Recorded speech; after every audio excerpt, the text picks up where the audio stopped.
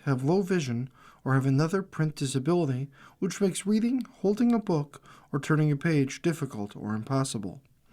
The content is copyrighted by the respective publishers. For more information, please visit us on the web at nfradioreading.org. Hello, this is Marge Lover, and for the next hour I'll be reading from the current issues of the Lockport Union-Sun Journal on the Niagara Frontier Radio Reading Service. And the first issue we're reading from is from Tuesday, January 13th, and they have a homeless outreach. Members of the newly created City of Lockport Homeless Alliance have begun offering free clothing to those in need each Friday amid ongoing concerns about people living unsheltered in freezing weather. Tina Lamott, a retired nurse who has been visiting the homeless for more than 6 years, said people are camped out in tents, under tarps, or cardboard structures. If you see some of them, they're barely making it through, Lamont said. That's why you're finding a lot of them sick or with frostbite. Frostbite is disabling. You might end up losing fingers or toes, and those are people who are not in that position because they wanted to be there. Mike Tucker volunteers as a Homeless Alliance coordinator. He said the group has been offering free winter clothing each Friday from 1 to 3 p.m. in the community room of the Lockport Public Library. Tucker said the group offers coats, boots, sleeping bags, gloves, and other winter essentials. Some of our volunteers are from churches and get clothing donated from them. And some of them are people from the community, having reached out to us with their own donations. So the word is out there in the community that we're in. Right now, gloves, socks, and underwear are huge, Lamont said of the need. Donated Walmart gift cards would be appreciated. She said so that volunteers can find the sizes that are needed the most. Tucker said the group could also use individually packaged snack bars and cookies or bring them visiting homeless camps. Anyone wishing to donate these items can drop them off with the Homeless Alliance at the library on Fridays. These camps are in difficult places to get into in the summertime, Tucker said. They're on the side of the canal bank. In the winter, when it's all icy, it's very treacherous. A lot of them are at Save the Michaels during the day. And what I found out about these encampments is that people are afraid to leave because they're afraid someone will steal what they have. So Tucker said he has met with Save the Michaels, Lockport Cares, and Pinnacle Community Services. He said next week we're meeting with the Western New York Homeless Alliance, and they're a huge organization, he said. So they're going to be a great resource for us. We're trying to make ourselves known as we meet with those nonprofits. We can do better off understanding what they do. So when we meet with a homeless population, we could tell them where there's some help for them. Lamont began providing homeless outreach in Buffalo by accompanying University of Buffalo medical students through the UB Heals program. He said we would go out in the evenings and walk around in Buffalo and helping the homeless there, she said. We would do things like blood pressure screening and blood sugar screening. Then I started to focus on Lockport with Lockport Cares, the only time shelter in eastern Niagara County. In other news, the former county legislature candidate was shot driving on the I-90. Buffalo Falls man wounded in a drive-by shooting on the Niagara extension of the New York State Thruway early Monday morning has been identified as a former candidate for the Niagara County legislature. Law enforcement sources with knowledge of the incident and the ongoing investigation said late Monday that the shooting victim was Dante Richardson, 32, of the Falls, who most recently was a Republican-endorsed candidate for county legislature in the 6th District. Richardson was treated for non-life-threatening wounds after the shooting and has reportedly been released from the hospital. So the shooting took place around 12:30 a.m. on Monday. A Chevy Impala driven by Richardson and with a female passenger in the front passenger seat was trailing northbound on the I-90. Initial reports said that Richardson's car was between the Ontario Street exit and Sheridan Drive exit on I-90 when a dark-colored vehicle pulled up alongside of them and a gunman fired multiple rounds into the driver's side of the car. 2 rounds penetrated the driver's side door just below the door handle, and a third entered the car by the front edge of the rear driver's side door. Multiple shots hit Richardson in his legs, but he was able to keep control of his vehicle. Law enforcement sources said Richardson complained of losing feeling in his legs. His passenger was able to climb on top of him and continue to drive the Impala toward the falls. The passenger also called Falls Police 911 operator to alert them to the shooting. The passenger reportedly told dispatchers that she was unfamiliar with the area where the shooting took place and was driving to Niagara Falls Memorial Hospital because it was the only facility that she knew. Brief today in Newfane Public Library at 2761 Maple Avenue will host a local author fair on Saturday from noon until 2. The kickoff of the library's Winter Reading Challenge 2026. The fair is an opportunity to talk with and have books signed by more than a dozen local authors of sci-fi, fantasy, horror, romance, children's, and other fictional books. And then Gateway Longview and New Directions Youth and Family Services have announced their intent to merge into a single organization, New View Alliance, following several years of cooperation. Since 2020, the organization has worked together through an affiliation focused on strengthening services for children, youth, and families.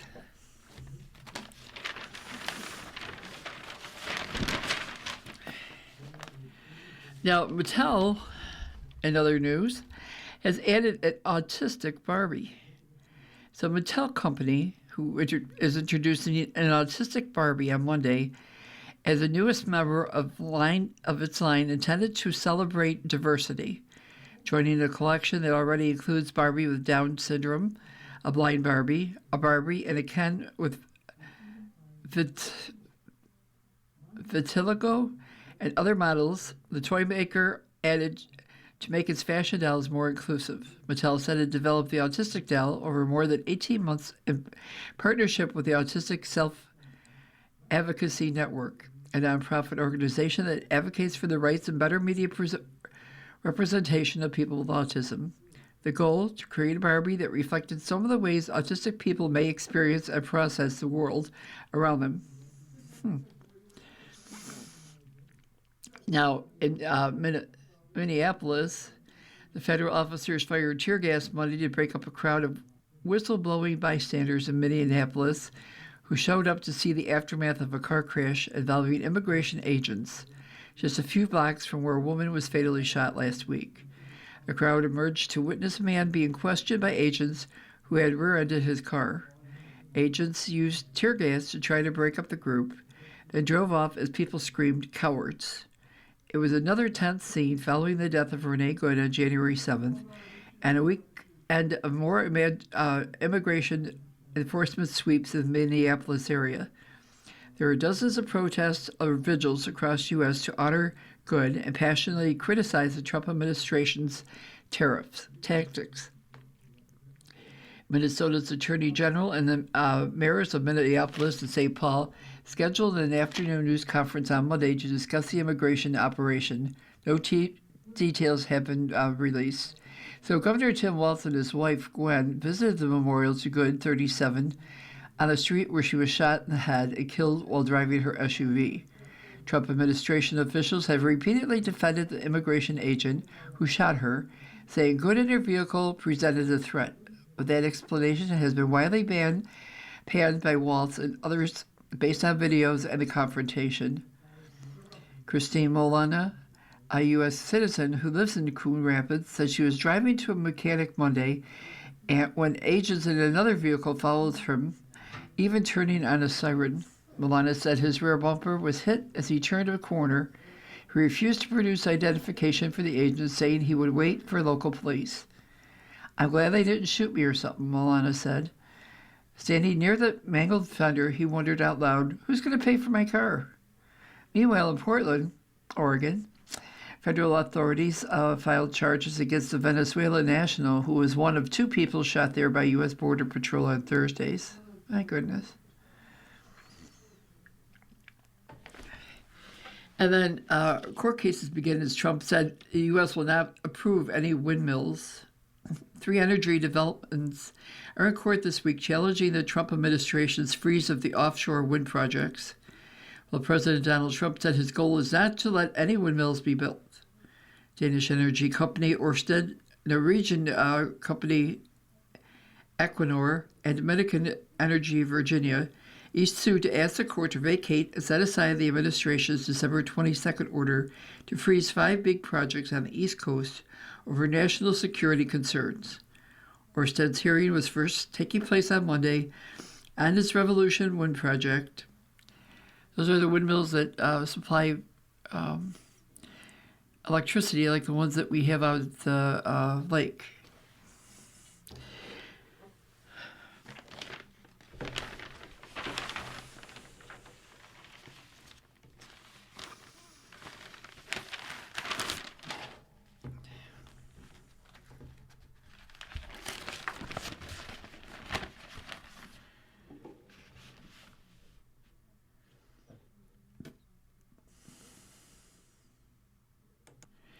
So we're going to continue on now for the next issue is January 14th.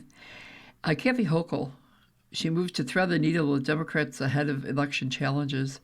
In Albany, ahead of a tough re-election fight, New York Governor Kathy Hochul unveiled an agenda aimed at bridging the divides of the Democratic Party, moving to fight President Donald Trump and capture progressive excitement surrounding Mayor Zoran Mavadini, that's the mayor, I think, one of New York, while also tending to anxiety among moderates about public safety and protests outside of synagogues.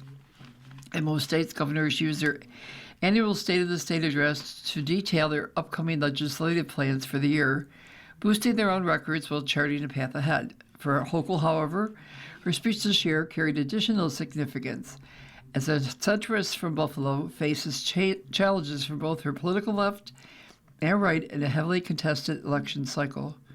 Her own second-in-command, Lieutenant Governor Antonio Delgado, has assailed her for months and launched an unusual primary challenge against his boss, casting Hochul as a reactive executive unable to meet the political moment during Trump's second term. Republican Bruce Blakeman, a Trump-aligned county official in New York City's suburbs, has also announced to run for governor, bashing Hochul over the state's high taxes and cost of living. At the same time, the governor is under mounting pressure from the progressive wing of the Democratic Party to help steward Mandami's ambition agenda as the state capital and raise taxes on the state's richest residents. Okay, in other news, experts say the cannabis, marijuana, use should start to slow. In Sanborn, a start slow and go low is a phrase in the cannabis industry about how to approach dosing. But nurses specializing in medicinal use of cannabis say too many consumers are influenced by marketing to try high doses of gummies and other products, leading to negative results. Despite the revised reputation of cannabis-derived products, such as little potential for dangerous overdoses, nurse said. They had a Sunny Niagara's cannabis conference on Tuesday, said that because of few people receive professional guidance on using cannabis to relieve pain, nausea, and insomnia, and anxiety, they are vulnerable by dosing mistakes that can leave them with panic attacks, dizziness, and hallucinations. They said trained nurses are available to assess individual needs and recommend choices. And in other news, the state police locally are issuing more than 47,000 tickets during the holiday DWI crackdown. So the New York State Police issued a total of 47,711 tickets over the Christmas and New Year's holidays as part of the Drive High, Get a DUI national campaign. The initiative, which targeted impaired and reckless drivers, began on December 10th and ended January 1st. So state police arrested 767 people for DWI and investigated 6,244 accidents, including 13 fatal accidents. Throughout the enforcement, state police utilized sobriety checkpoints, additional DWI patrols, and ticketed distracted drivers who used handheld electronic devices. That would be like your telephones.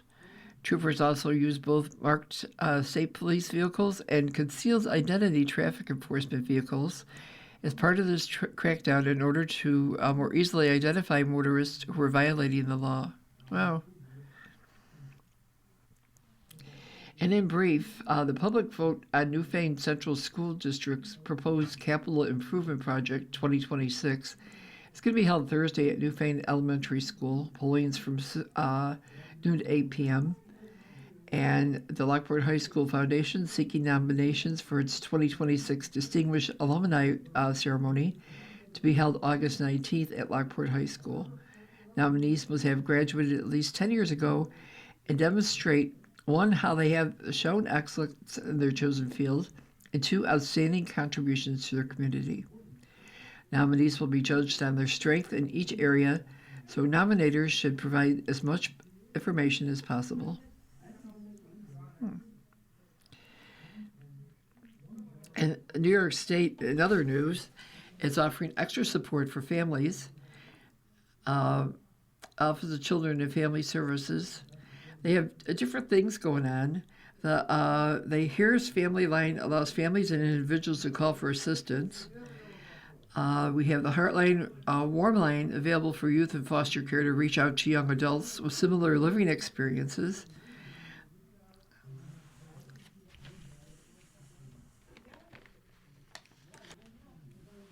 And we have some other news in this issue.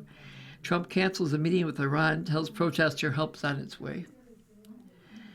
In Washington, President Donald Trump said on Tuesday that he's cutting off the proposed talks with Iranian officials amid a protest crackdown, telling Iranian citizens help is on its way.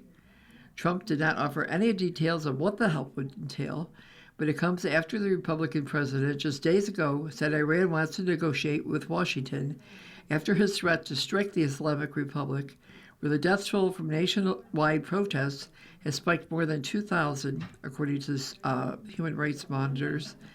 But Trump, with his latest message on social media, appeared to make an abrupt shift about his willingness to engage with the Iranian government. You were reading You're listening to a reading of articles and features from the Lockport Union-Sun Journal and the Niagara Frontier Radio Reading Service. In other news here, bargain grocer Aldi seizes the moment and it expands. So the discount grocery chain Aldi is expanding rapidly and plans to open more than 180 U.S. stores this year as more Americans skip nights out at restaurants and cook at home due to anxiety over the nation's economy. The chain, with U.S. operations based outside of Chicago, went on an expansion tour soon after inflation began to spike in 2021 and opened a record number of new stores last year. Food inflation has slowed, but it's still up to 2.4% last year. On Tuesday, the U.S. Labor Department said that grocery prices jumped 0.7% in December from the previous month, and that price hikes accelerated faster in 2025 than they had in the previous 2 years. Aldi is brought to snap up market share as more families trade down, meaning they are changing where they shop to cut costs.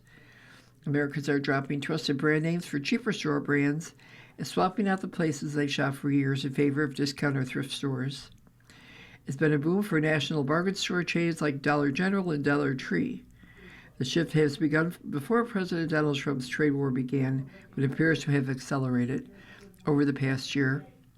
Aldi said that in 2024 that it planned to open 800 new stores by 2028 as inflation word spread. It announced plans to open a record 225 locations last year in the United States. I don't know if you've been grocery shopping, but the prices at the grocery stores keep going up, especially meat. And I guess people are having,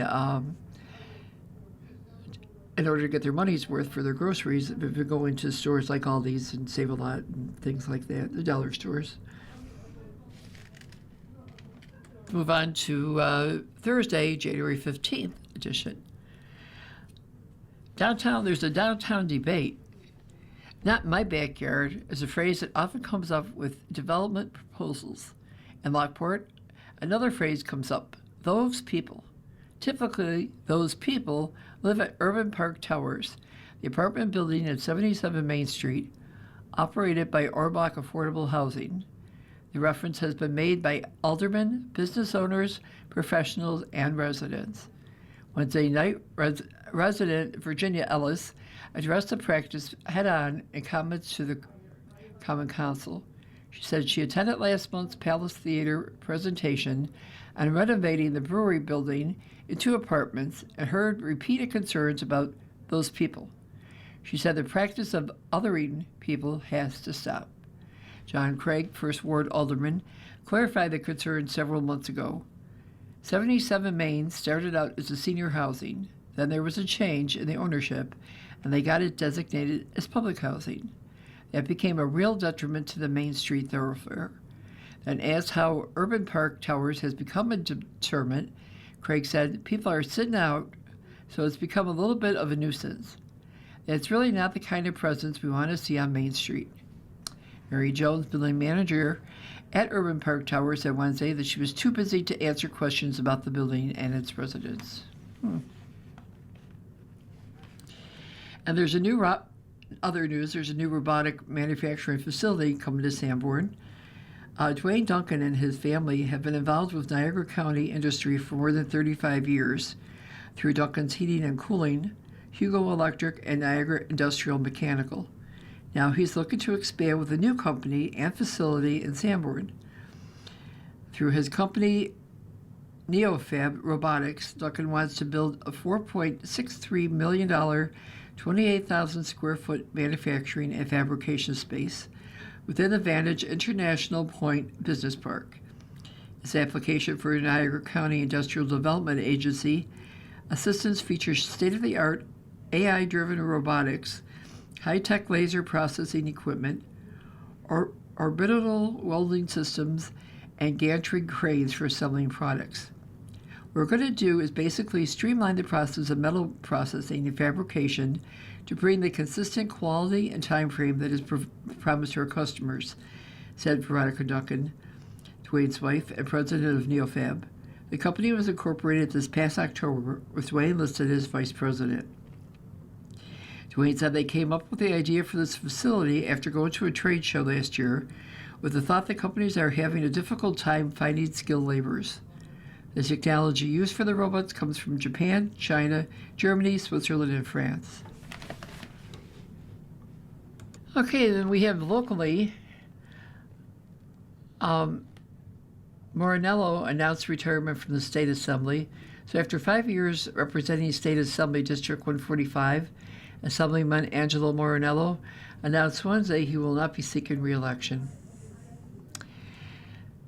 There's an Appeal 2026 launch with an $8 million goal for Catholic charities. And Buffalo officials and volunteers gathered Wednesday to launch Appeal 2026 in support of Catholic charities of Buffalo and the Fund for the Faith, with a growing goal of raising $8 million by June 30th.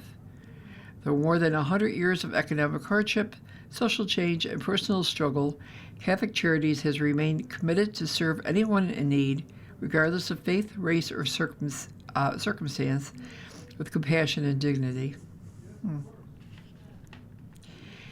And then in other news, the Hotel Niagara, Hammer, and Crown get IDA benefit extensions.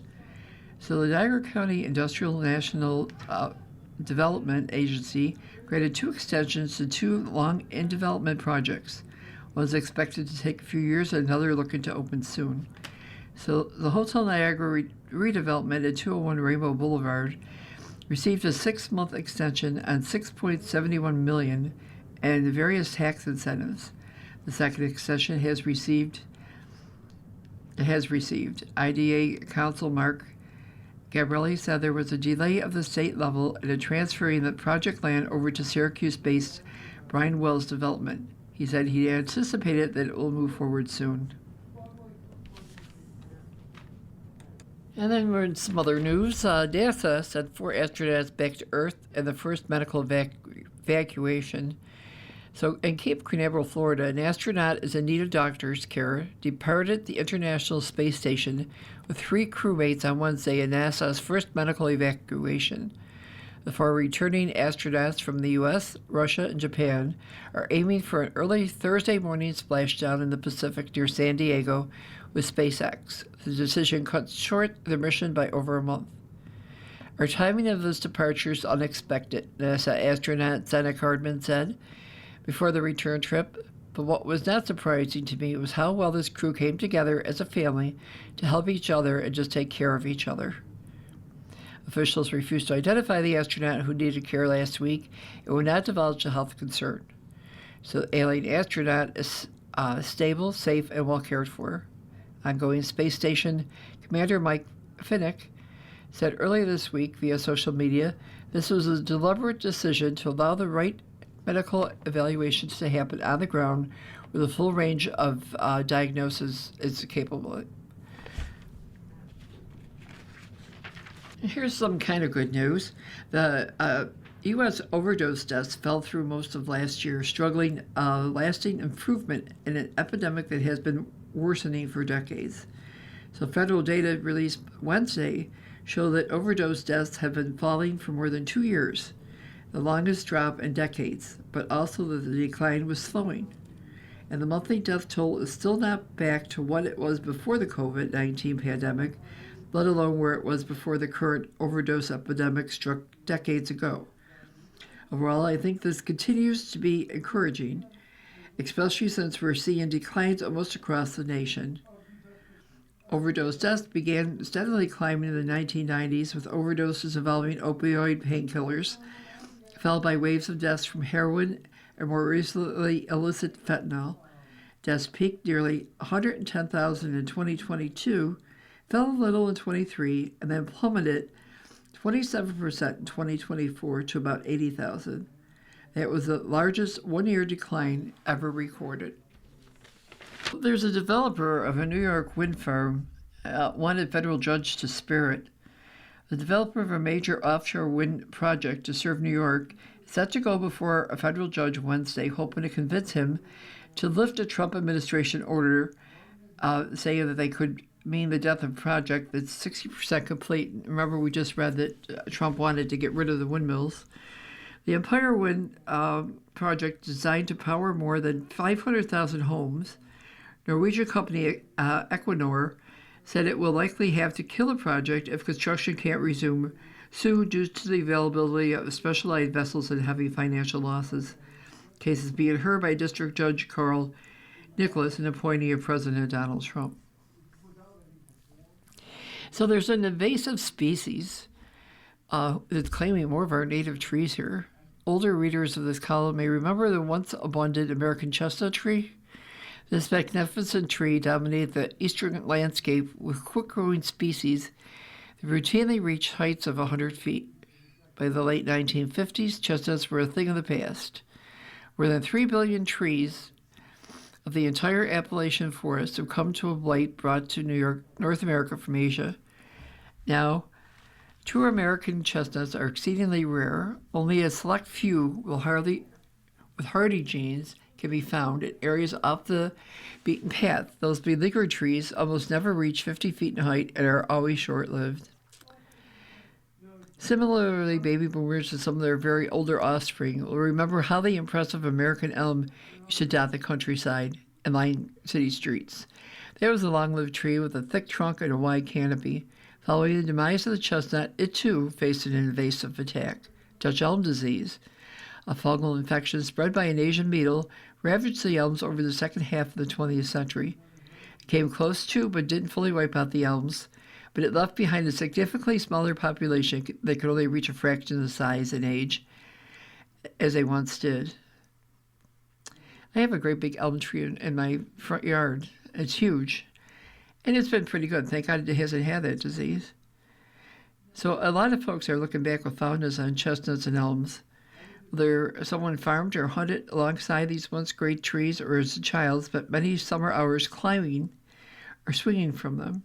They gave us great memories, and they also great economic benefit. The chestnut was one of the best hardwoods for furniture and home construction, and the wood of the elm have fantastic strength. The devastation of our forest by forest invaders is never ending. It seems that once one species of tree sees its demise, another begins to face its greatest. So American chestnut tree, female flowers of the tree develop into nuts that are surrounded by spikely husks. Now is no different. Two types of trees that were until recently incredibly abundant in this part. Another group will suddenly be gone. They're going to be the ashes and the beeches. You are listening to a reading of articles and features from the Lockport Union-Sun Journal on the Niagara Frontier Radio Reading Service. So we're going to go into our next issue, which is from January 16th, which is last Friday. And there was a snow day. Lake Enhanced Winter Blast tests local municipalities. And there's a picture here of a Metro bus. And it was stuck in a ditch at the Transit Center on Fashion Outlet Boulevard in Niagara Falls. And it still got its lights on, but there's sure a lot of snow. And half of it's in the ditch and the other half's not. So it wasn't a lake effect winter storm that rolled into the Niagara region late Wednesday night and early Thursday morning, but it was, in the words of National Weather Service meteorologist John Hickok, lake enhanced. It was a low-pressure system coming from the south and the east that drew little from Lake Ontario, Hitchcock said. The result was a storm total of 14 inches in Olcott, largely because of its proximity to the lake. Other totals recorded by National Weather Service observers include 8 inches in Pendleton, and Hickok said a reporter's observation of about 7 inches in the Niagara Gazette parking lot on 3rd Street in Niagara Falls. And then Verizon, Verizon went out. If you have a cell phone from Verizon, they were out of service for at noon till later on that night. Was it Thursday or Friday? So Verizon is issuing $20 credits. Verizon on Thursday, it was on Wednesday. So Verizon on Thursday said it could be issuing $20 credits after a major service outage that left thousands of customers without the ability to call or text for hours.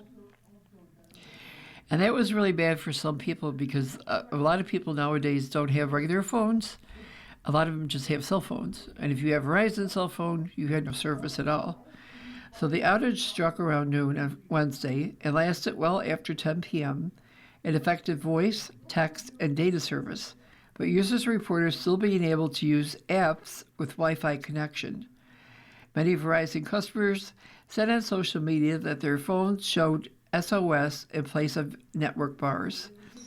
Wednesday, we did not meet the standard of excellence you expect, and that we expect of ourselves, Verizon said in a statement posted to social media site X. To help some relief, we were giving $20 credits.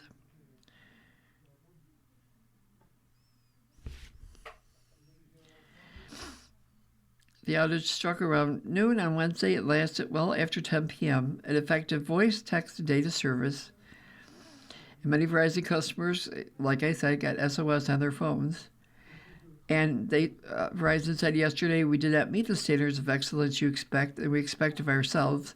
So Verizon said in a statement posted to social media, to help provide some relief, we are giving you a $20 account credit that can be easily redeemed by logging into the My Verizon app to accept.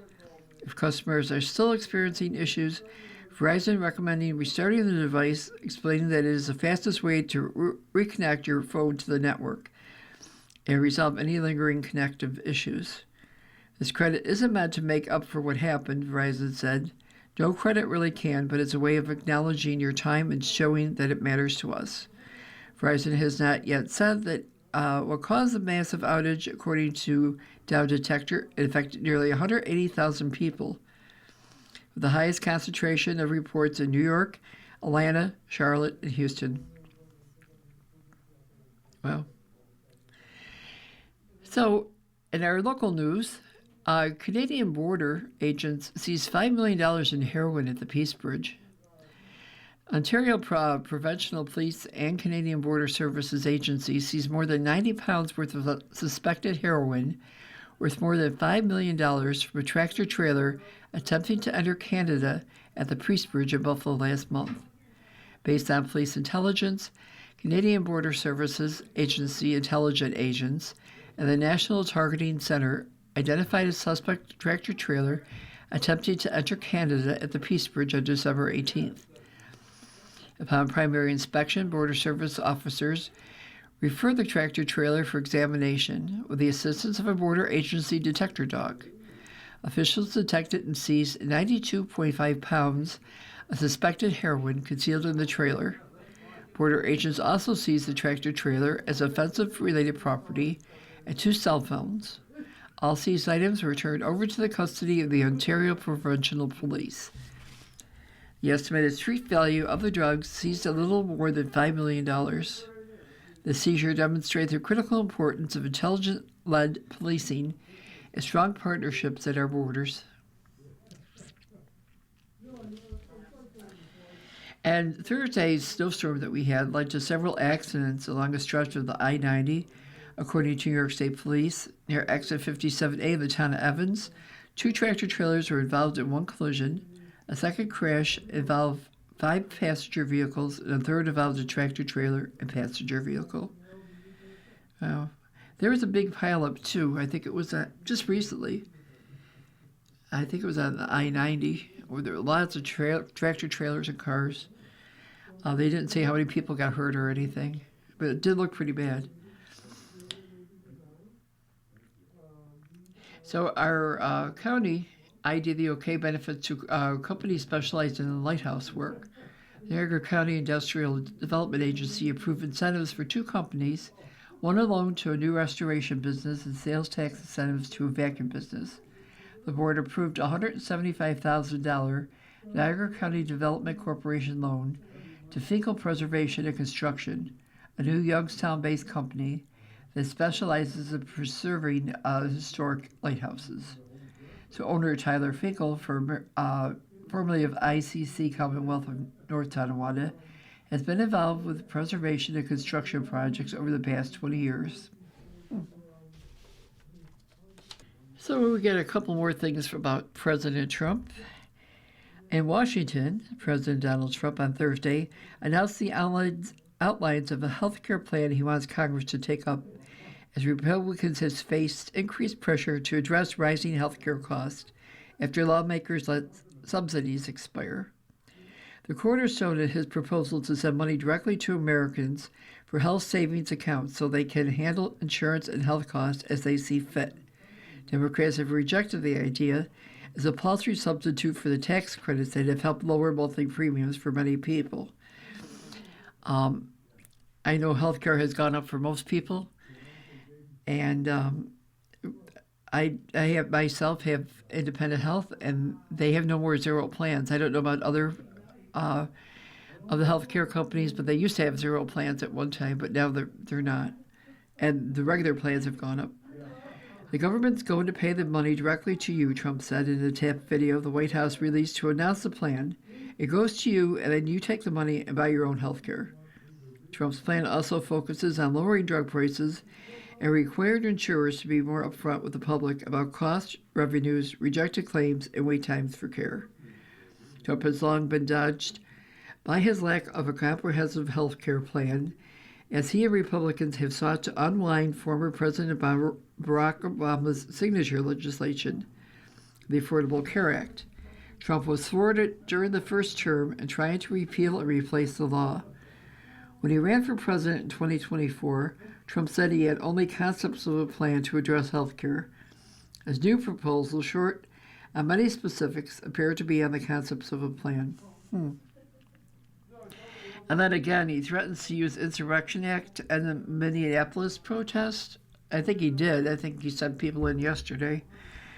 So President Donald Trump on Thursday threatened to invoke the Insurrection Act, and deploy troops to quell persistent protests against the federal officer sent to Minneapolis to enforce his administrative massive immigration crackdown.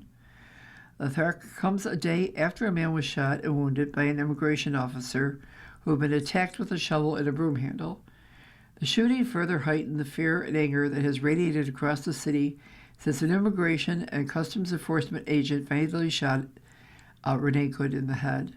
Trump has repeatedly threatened to invoke the rarely used federal law to deploy the U.S. military or federalize the National Guard, I think he said the National Guard, for domestic law enforcement and over the objections of state governors. If the corrupt politicians of Minnesota don't obey the law and stop the professional agitators and insurrectionists from attacking the patriots of ICE, who are only trying to do their job, I will institute the Insurrection Act, which many presidents have done before me, and quickly put an end to the travesty that is taking place in that once great state, Trump said.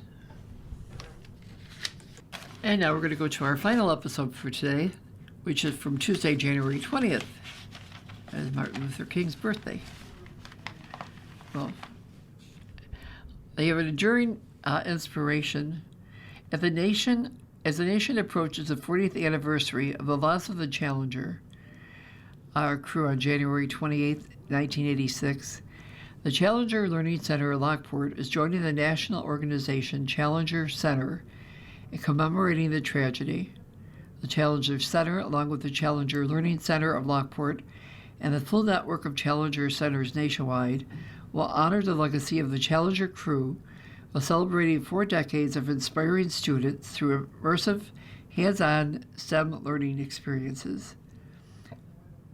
The year-long anniversary will feature national events, new educational resources, and national recognitions, advancing the organization's commitment to launch the next era of exploration and discovery. Throughout the years, we have been dedicated to inspiring youth, not just in Lockport, but across Niagara, Erie, and Orleans counties, said Michael Seren, Executive Director of the Challenger Learning Center at Lockport. Our commitment to offering hands-on STEM learning experiences to students and communities and future strengthened by programs such as our new Second Saturday event, educational resources for teachers, and programming for the community. In other news, a bigger and better Niagara Falls State Park. Niagara Falls, as Frederick Law Olmsted was designing what would become the Niagara Reservation down Niagara Falls State Park, which came into existence in 1885. He had originally planned for the preserved landscape to stretch north along the Niagara Gorge. It appears that his initial vision will be fulfilled. Merging Niagara Falls State Park with nearby Whirlpool and Devil's Hole State Parks was one of the protocols in Governor Kathy Hochul's State of the Address this past week. The change would create a roughly 5-mile-long singular park along the Niagara River, with the governor's office arguing it would also be better connected to other attractions in its path, like the Aquarium of Niagara and the Underground Railroad Heritage Center. We want to bring more visitation and attention to these resources along the gorge, said State Parks Niagara Regional Director Mark Misretta, arguing that this will encourage people to stay in Niagara Falls longer to see more of the local offerings. And as you may have heard, that Sean McDermott got fired from the Buffalo Bills. And it was a news statement about that. The Best of Times is a quintessential football movie for me. I loved it the first time I saw it. This is by Mark Shearer, the commentary. I watched it dozens of times since it has nothing to do with the Buffalo Bills fan in me. For those who aren't familiar, the movie, released in 1986, stars the late Robin Williams and Kurt Russell.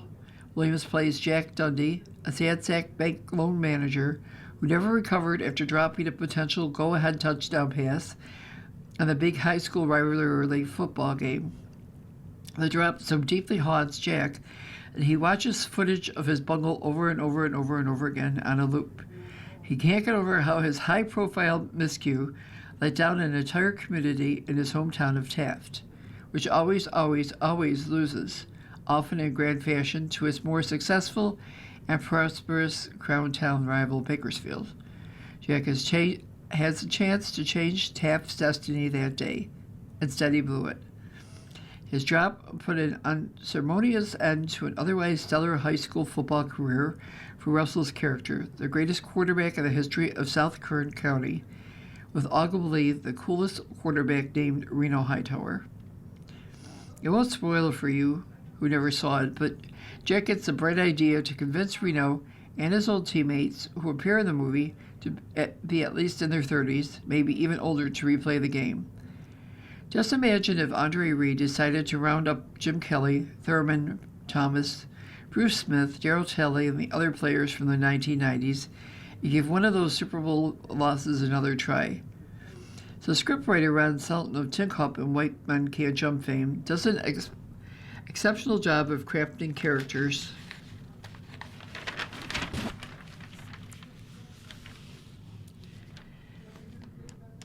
The dialogue was especially sharp and funny during the interactions between Jack and Reno. What I think the film gets most right is setting. You really get a sense of life in downtrodden Taft, a community started with an oil strike that quickly develops disappointment as its identity becomes one of its residents figure out how to cap the dam well.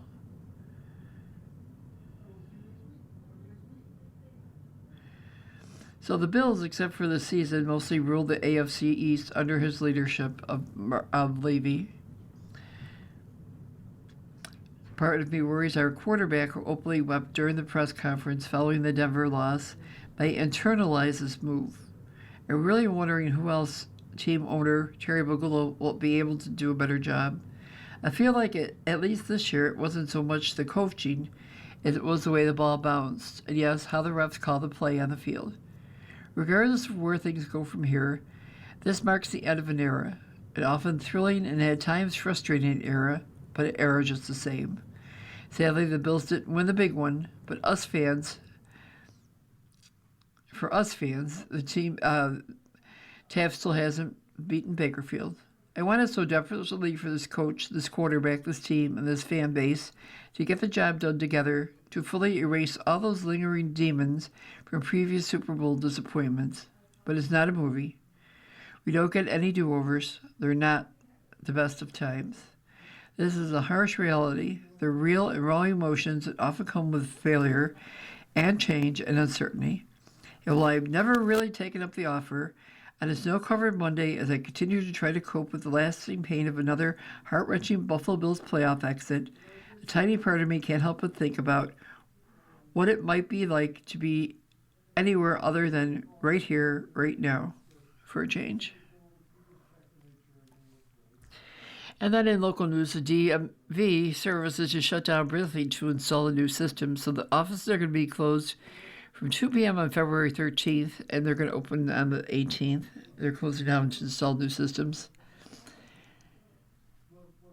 And then the registration is now open for Western New York's Junior Golf Tournament, if you know anybody who's interested. It's for the Springs Niagara Tour for junior golfers, sponsored by Under Armour. This golf tournament for boys and girls from ages 6 to 18 will be for the best players who qualify for Under Armour's National Junior Tournament Championship, and it's going to be held in Florida. And then the participating golf courses in this are Lockport Town & Country, Audubon Golf Course, Willowbrook Golf Course, Deerwood Golf Course, Fox Valley Country Club. And they're going to try to get some new people every spring. To reading articles and features from the Lockport Union-Sun Journal on the Niagara Frontier Radio Reading Service. We have some obituaries and news. Unfortunately, Catherine E. Nemi, was 88, of Williamsville, New York, and she passed away on January 16th. And that's the only one I have in this issue. But another news, Christian leaders urge the protection of worshipers' rights after protests. Several faith leaders called urgently for protecting the rights of worshipers, while also expressing compassion for migrants after anti-immigration enforcement protesters disrupted a service at Southern Baptist Church in Minnesota. About 36 protesters entered the church during Sunday service at the city's church in St. Paul. Some walking right up to the pulpit, others loudly chanting, "ICE out," and Renee Good, referring to a woman who was fatally shot on January 7th by an ICE agent in Minneapolis during an immigration enforcement operation. One of the church's pastors, David Easterwood, leads the local field office for immigration and customs enforcement, and one of the leaders of the protests and prominent local activist, Dekema Levy Armstrong, said she also was an ordained reverend. So in a statement, the Minnesota-Wisconsin Baptist Convention called what happened an unacceptable trauma. I believe we must be resolute in two areas: encouraging our churches to provide compassion, pastoral care to these immigrant families, and standing firm for the sanctity of our houses of worship. Trey Turner, who leads the convention, wrote to the Associated Press on Monday, "City's church belongs to the convention. The interference was so significant, the services were forced to end prematurely." Video coverage captured by the protesters themselves and others showed them shouting insults and accusations at young children and families. The U.S. Department of Justice said Saturday it was opened a civil rights investigation. The recent surge in operations in Minnesota has pitted more than 2,000 federal immigration officers against a mobilized network of community activists and protesters. The Trump administration and Minnesota officials have traded blame for the heightened tension. No cause, political or otherwise, justifies the desecration of a sacred space or the intimidation and trauma inflicted on families gathered peacefully in the house of God, Kevin Ezel, president of the North American Mission Board, said in a statement. What occurred was not a protest, it was lawless harassment.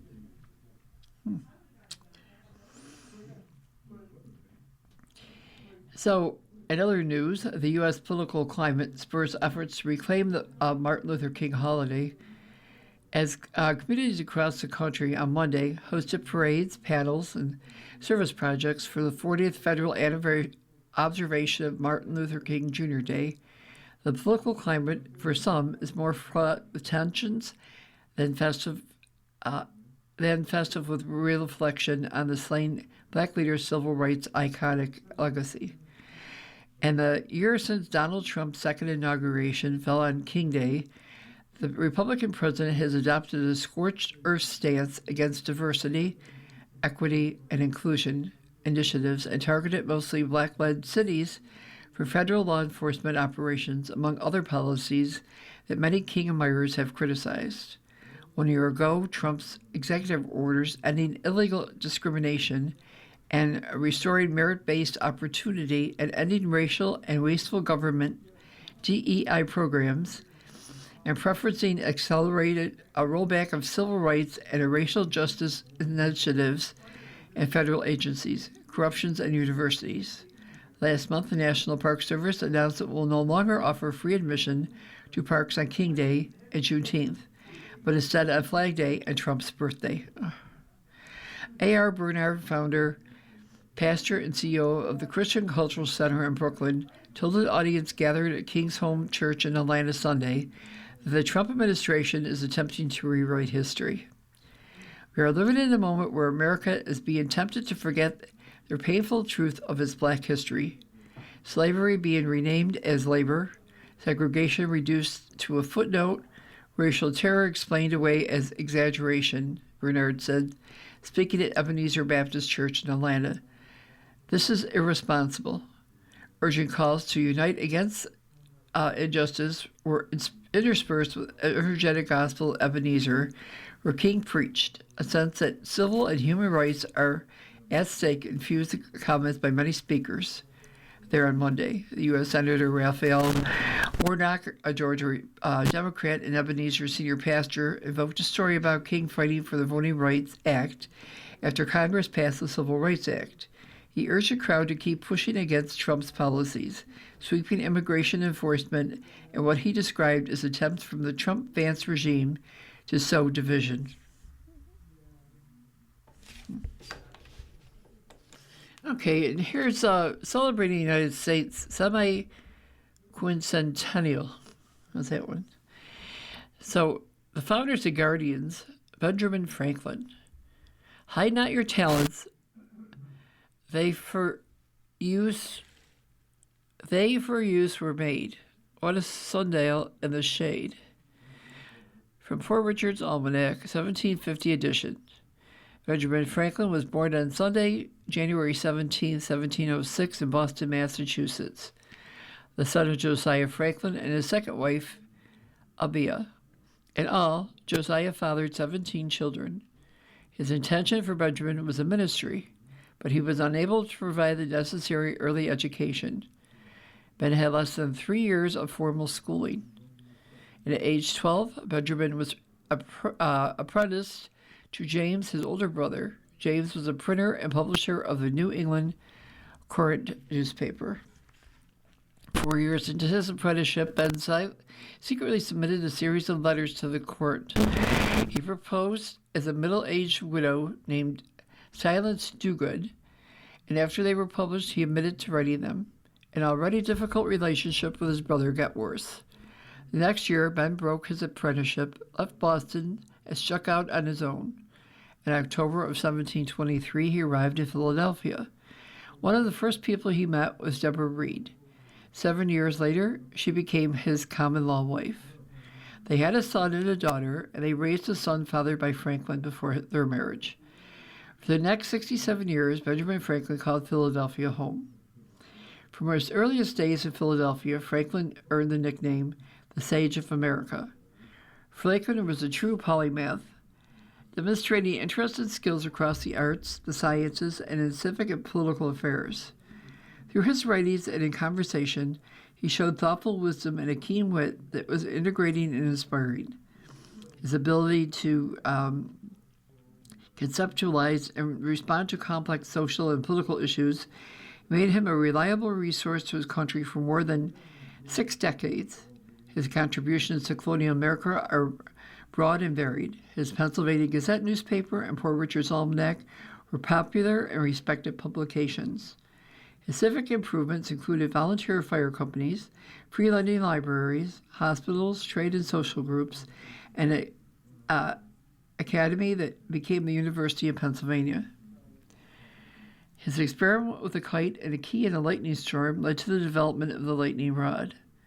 Franklin is also associated with the development of bifocal glasses, an improved wood-burning stove that bears his name, and a musical instrument known as the harmonica. However, his greatest contribution, and thus his long-term impact, were made through his political engagement and government service. Early in his life in Philadelphia, he served as a clerk of the Pennsylvania legislature, a postmaster, and a member of the General Assembly. He represented Pennsylvania, Georgia, New Jersey, and Massachusetts as their agent in London. In time, he became one of the leading founders of the United States of America. Following the French and Indian War, tensions between King George III and the British colonies grew, so Franklin worked tirelessly to hold that increasing fragile relationship together. A number of measures taken by the king angered, frustrated, and threatened the American colonies. Matters reached an inflection point over a 1773 tax on tea, which led to a protest known as the Boston Tea Party. So the next year, Franklin was called before the King's Privy Council in London. He was blamed, at least in part, for inciting that protest. Humiliated and angered, he broke ties with Great Britain. He arrived back in Philadelphia in May of 1775, just a few weeks after the opening engagement of the Revolutionary War at Lexington and Concord. Franklin assisted with the drafting of the Declaration of Independence, which the Continental Congress approved on Thursday, July 4, 1776. Acutely aware of the needs of the Continental Army, Franklin set sail for France that October. His mission was to secure an alliance in support of the American Revolution. The Continental Army's victory at the Battle of Saratoga in September of 1777 demonstrated its viability, and the Treaty of Alliance with France was signed in early of 1778. So the support from that alliance turned the tide in the American Revolution. Following the surrender of British General Cornwallis at Yorktown in 1781, Franklin led the team that negotiated the 1783 Treaty of Paris, formally ending the war. Franklin returned to Philadelphia in September 1785 to herald welcome. 2 years later, he was called to serve as a delegate to the Constitutional Convention in Philadelphia. Even though failing health necessitated his being carried from his home to attend session, his influence still remained strong. The final draft of the Constitution was approved on September 17, 1787. Franklin signed it, making him the only person to sign the Declaration of Independence, the Treaty of Alliance with France. The following program is intended for listeners who are blind, have low vision,